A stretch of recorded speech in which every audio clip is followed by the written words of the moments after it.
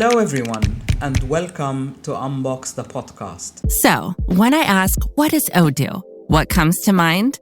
Well, Odoo is a bit of everything. Odoo is a suite of business management software that some people say is like fertilizer because of the way it promotes growth. But some people also say Odoo is like a magic beanstalk because it grows with your company and is also magically affordable. But then again, you could look at Odoo in terms of how its individual software programs are a lot like building blocks. I mean, whatever your business needs, manufacturing, accounting, HR programs, you can build a custom software suite that's perfect for your company. So what is Odoo? Well, I guess Odoo is a bit of everything. Odoo is a fertilizer, magic beanstalk building blocks for business. Yeah, that's it. Which means that Odoo is exactly what every business needs. Learn more and sign up now at odoo.com. That's ODOO.com. I'm Sahar Palmer, and today we're diving into what I hope would be a thought-provoking topic: the balance between ambition and inner peace. How do we chase our dreams without losing sight of what we already have? Let's explore this together. To begin with, let me ask, what story are you telling yourself about your ambitions? Are they driving you forward? Are they depleting you? Are they holding you back from enjoying your life and what you already have?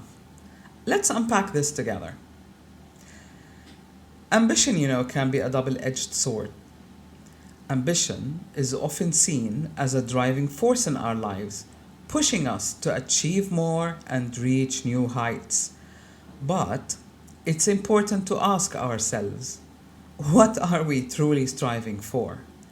Is it wealth, recognition, or perhaps personal fulfillment? However, if ambition is left unchecked, it can also lead to dissatisfaction and a perpetual feeling of storytelling that goes like this: oh, it's never enough, I have to keep going. Here's the story of Lisa, my client, a high-achieving executive whose relentless pursuit of the next promotion left her feeling isolated, detached from her loved ones, and feeling unfulfilled.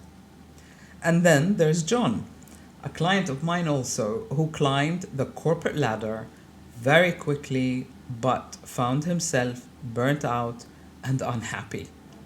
He couldn't even put his finger on what is making him unhappy. His ambition had overtaken his ability to enjoy the journey that got him there. So let me ask you to take a pause and ask yourself, what are you working towards? Is your ambition serving you, or are you serving it? When we talk about inner peace or contentment, it's that feeling that you're enjoying your day every day, no matter what you achieve or because of what you achieved, even if it was little steps. Contentment doesn't mean complacency. It is actually about appreciating where you are on your journey, on the ladder, and finding joy in the process rather than in the destination. If you keep putting goals ahead of you, you will only chase them without awareness at the expense of actually living your life. While ambition pushes us forward, contentment invites us to pause and appreciate the present and what we have already achieved. I often tell my clients, or I ask them, how many movements are involved when you breathe? And they often say 2. And I say, really? Because you'll be going, if you really think about it, you breathe in, you pause or rest, and then you breathe out. And there's another pause or rest before you actually breathe in again. The rest is so important because this is when you integrate, assimilate, understand what's going on.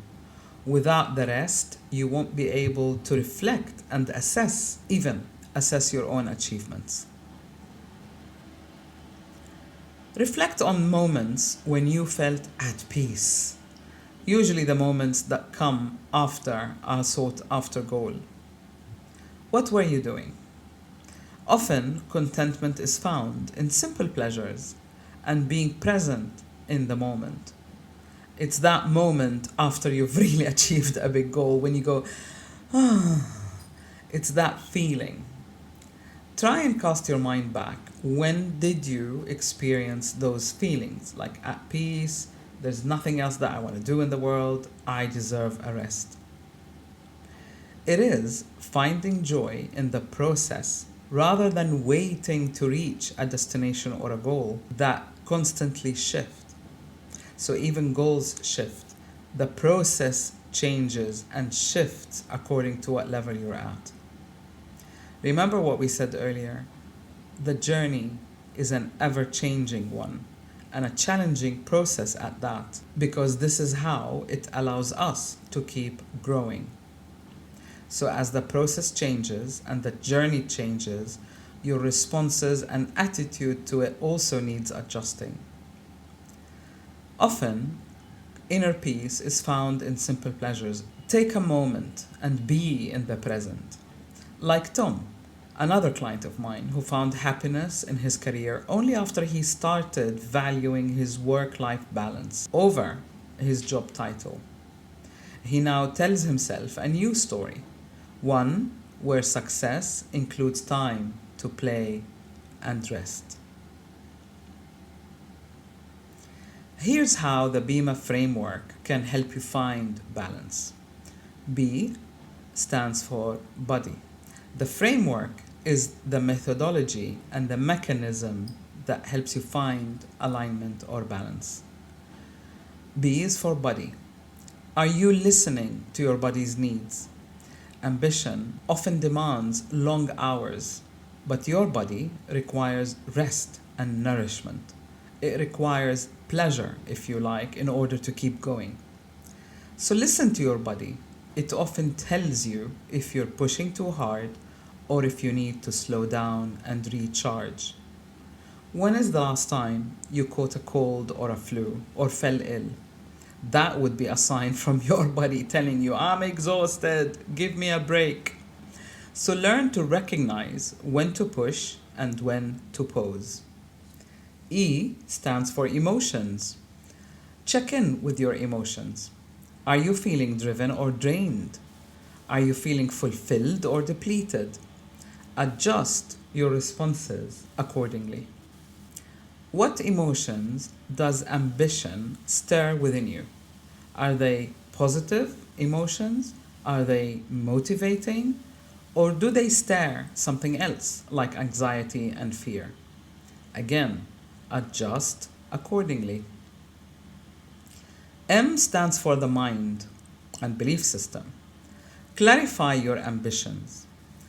Are they aligned with your core values? Ambition that strays from your core values can lead to conflict and discontent, inner conflict. Aligning your emotions with your true values can bring clarity and reduce the internal conflict. And finally, A, which stands for accountability to actions. Take mindful action to nurture both your growth and your well-being. Maybe it's setting clearer boundaries at work or taking time each day to reflect on what you have achieved. Any small mindful steps can lead to big changes. The important thing is to make a change, to take a step in the right direction that can bring more joy, more pleasure, more harmony, and more inner peace. Balancing ambition and inner peace is like walking a tightrope. It requires constant adjustment and attention. A client recently asked me, she said, do you feel that you don't have any more problems or obstacles to overcome because of the level of awareness or your experience that you have reached. And I said, absolutely not. You become more sensitive and you learn to adjust or modulate your responses very quickly. So you recover very quickly, but you actually become more sensitive. So walking the tightrope is, in a similar way, demands awareness, adjusting, modulating, pausing to reflect and assess what the next step should be and how far can I push my body, my emotions, and my mind. So make realistic goals and take moments to kind of pat yourself on the shoulder and say, well done, I got this done. I find that many of my clients stress because they haven't checked the list for the day or for the week or for the month. It isn't really about checking the list as much as it is about staying open so that you can intuit what steps to make when. And very often that requires adaptability, a shift in focus, and adjusting very quickly. And at the end of the day, week, or month, you will find that you actually achieved just as much important goals, but maybe not in the order that you have set them. So the more you pat yourself on the shoulder, the more pleasure you're going to get out of achieving those goals or your ambitions, the more you're going to feel nurtured, and the more you're going to relax, and the more you can fine-tune or modulate ambition.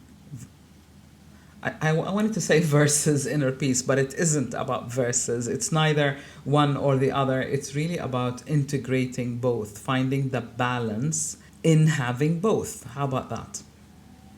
Perhaps your new story can be about what impact your goals can have rather than the accolades you can achieve. Take as an example my client Ahmed, whose ambition led him also to burnout. He rewrote his story, his ambition story, to prioritize his health and his relationships, particularly towards his family and those who are close to him. Finding that contentment actually boosted his professional creativity and efficiency. As we wrap up today's episode, remember that both ambition and inner peace have their place in our lives. Again, it isn't about choosing one over the other, but it's about finding a way to harmonize and integrate them both. And finally, I leave you with an invitation to reflect on your own ambition story. How can you rewrite it to integrate or to allow ambition and inner peace to coexist beautifully? And I'm warning you, there could be few days of ambition followed by few days of inner peace and rest and reflection. Your inner compass will guide you. Remember, it isn't about suppressing your dreams, but about enriching them with the gratitude and the repose of being in the present. If you found today's topic insightful, please subscribe and share your thoughts and comments on social media. How do you balance your ambition and inner peace? Let me know. Until next Tuesday, keep unboxing.